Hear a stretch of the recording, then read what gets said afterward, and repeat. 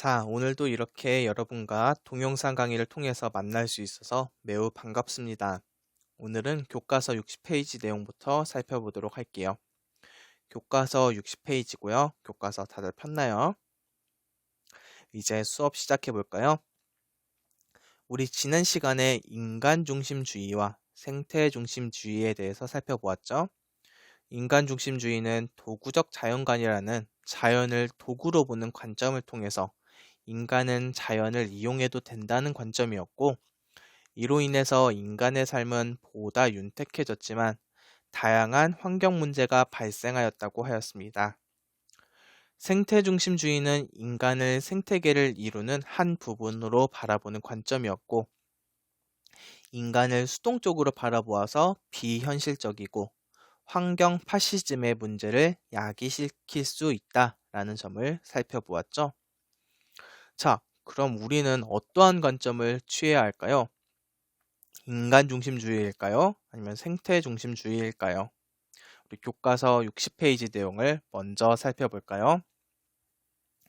인간은 지나친 욕심에서 비롯된 환경 문제는 인류의 생존과 행복을 위협하는 수준에까지 이르고 있다.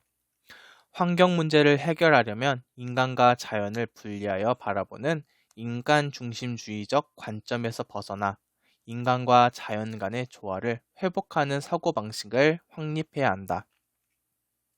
이를 위해서는 인간도 생태계의 구성원으로서 자연에 속해 있으며 자연 속의 다른 존재들과 서로 의존하며 살아간다는 점을 인식하는 것이 중요하다. 이는 인간의 삶과 자연 생태계를 주기적으로 바라보는 관점이다. 우리 지난 역사를 살펴보면 우리 인간은 우리의 욕심으로 인해서 자연을 무자비하게 훼손하였고, 이로 인해서 지구온난화, 미세먼지 등의 다양한 환경 문제에 직면을 하게 되었죠. 이러한 환경 문제를 해결하기 위해선 기존에 우리가 가지고 있었던 인간 중심에서 벗어나고 보다 인간과 자연을 조화롭게 할 수 있는 사고를 해야 할 것이고, 이를 위한 것이 생태 중심주의겠죠. 인간 또한 자연 속에서 살아가는 존재이고 자연이 없이는 우리가 살아갈 수 없을 테니 지금 누릴 수 있는 자연환경을 최대한 보존을 해야 할 것입니다.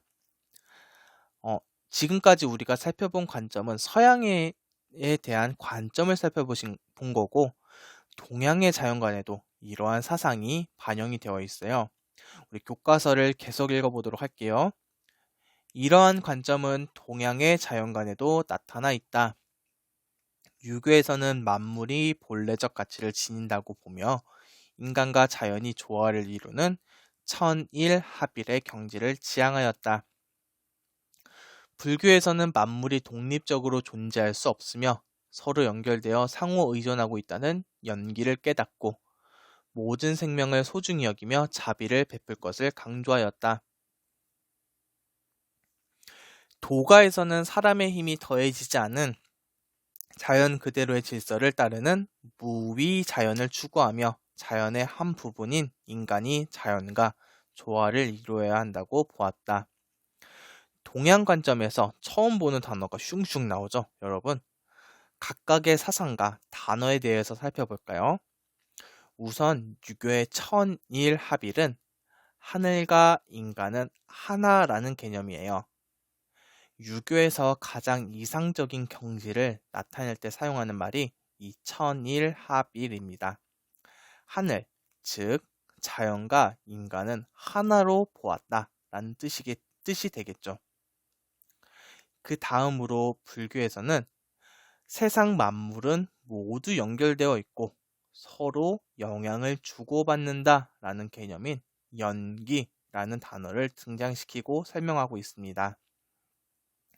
인간과 자연은 서로 연결되어 있고 서로 영향을 주고받는 것이죠. 우리가 앞서서 교과서 내용을 살펴본 유기적 관계와 유사한 용어이다 라고 기억을 해주면 좋겠습니다.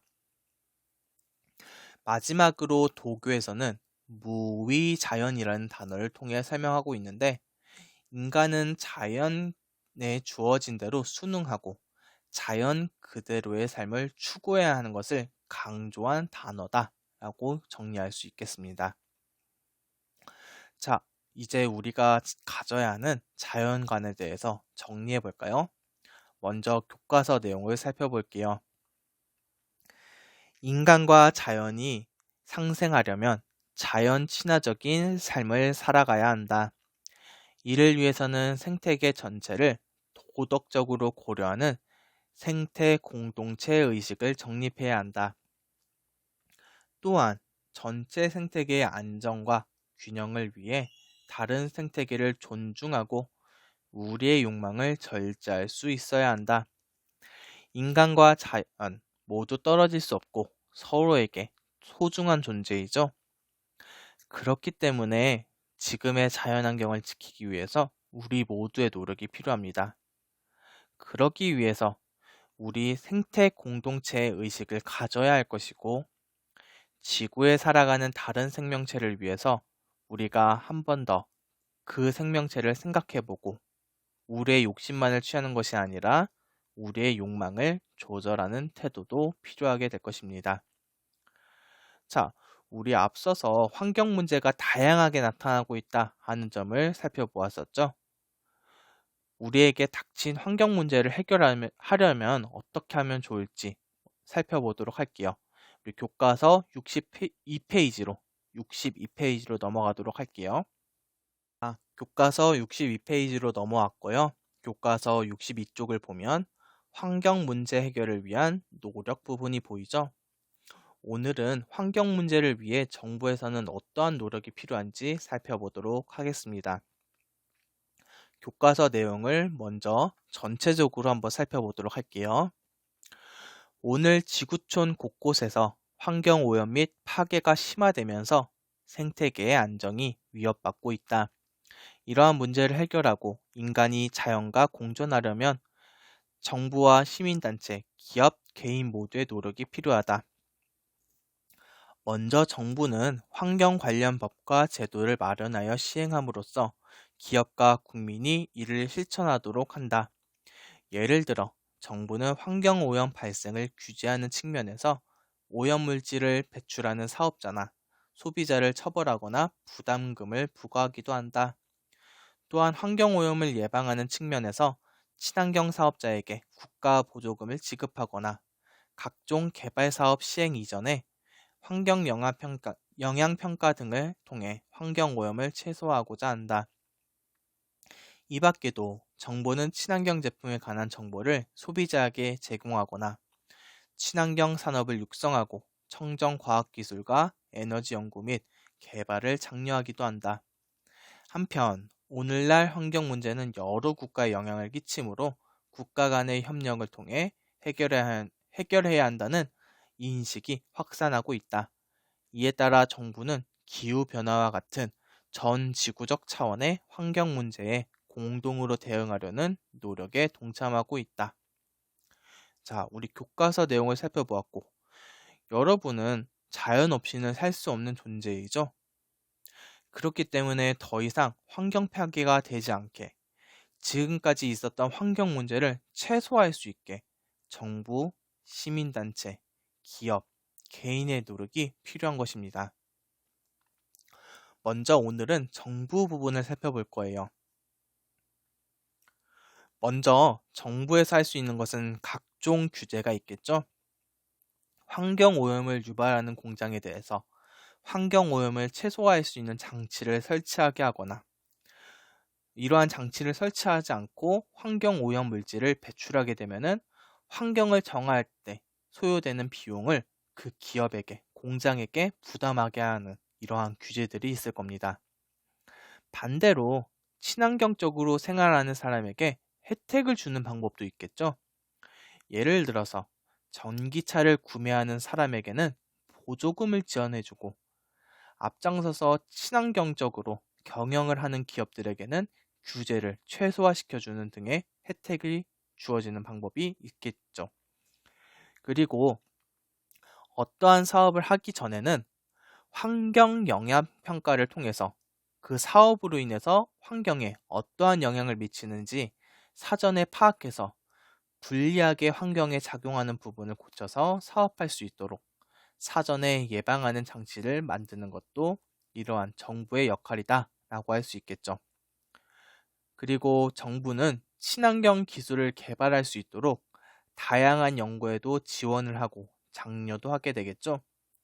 대표적으로 이러한 연구의 종류로는 석유를 대체할 수 있는 친환경 연료나 전기차 산업, 기존의 화력이나 원자력 발전 등을 대체할 수 있는 친환경 발전 사업 등이 이러한 사업의 예에 속할 수 있다라고 정리할 수 있겠죠.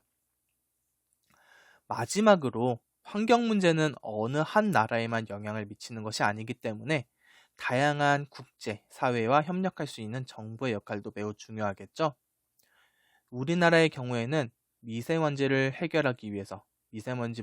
해결하기 위해서 한국, 중국, 일본이 함께 미세먼지의 원인과 영향, 해결 방안까지 함께 고민하는 회의체를 만들기도 했고요. 다양한 환경 협약에도 우리나라가 주도적으로 함께하려는 노력을 보이고 있어요. 이러한 다양한 환경 협약에는 대표적으로 기후변화 협약, 생물 다양성 협약, 교토의정서, 파리 기후협약, 비닐봉투 사용 억제 정책, 탄소 배출권 거래제 참여 등 다른 나라와 함께 우리나라가 환경 문제를 해결하기 위해서 다양한 협약에 가입하고 있다는 내용으로 정리할 수 있겠습니다. 자, 오늘 수업은 이렇게 마무리할게요. 우리 다음 온라인 클래스에서는 시민단체와 기업, 개인이 환경 문제를 해결하기 위해서 어떠한 노력이 필요한지 살펴보도록 하겠습니다. 오늘 수업 듣느라 고생 많았고 우리는 다음 주 학교에서 만나도록 할게요. 다들 이번 주 잘 마무리하고 우리는 다음 주 학교에서 만나요. 고생 많았습니다.